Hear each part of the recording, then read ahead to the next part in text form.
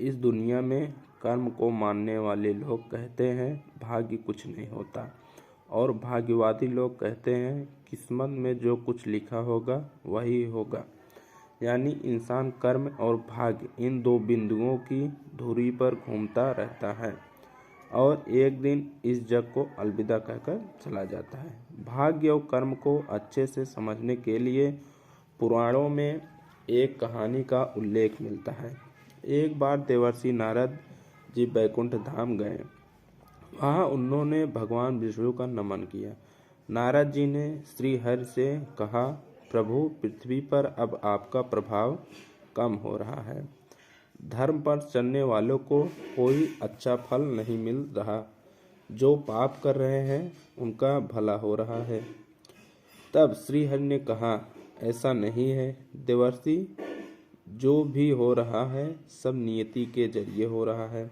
नारद बोले, मैं तो देखकर आ रहा हूँ, पापियों को अच्छा फल मिल रहा है और भला करने वाले, धर्म के रास्ते पर चलने वाले लोगों को बुरा फल मिल रहा है। भगवान ने कहा, कोई ऐसी घटना बताओ। नारद ने कहा, अभी मैं एक जंगल से आ रहा हूँ, वहाँ एक गाय दलदल में फंसी हुई थी। कोई उसे बचाने वाला नहीं था। तभी एक चोर उधर से गुजरा। गाय को फंसा हुआ देखकर भी नहीं रुका। वह उस पर पैर रखकर दलदल लांघ कर निकल गया। आगे जाकर चोर को सोने को मोहरी से भरी एक थैली मिली। थोड़ी देर बाद वहां से एक वृद्ध साधु गुजरा। उसने उस गाय को बचाने की पूरी कोशिश की। पूरे शरीर का जोर लगाकर उस गाय को बचा लिया।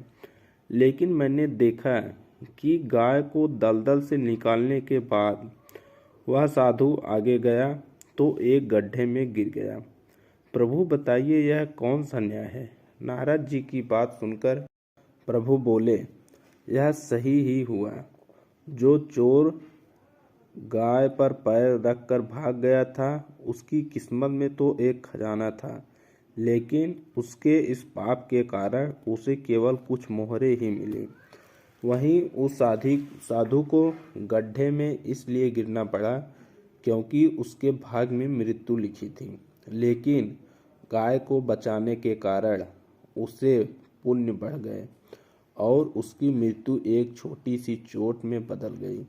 इंसान के कर्म से उसका भाग्य तय होता है।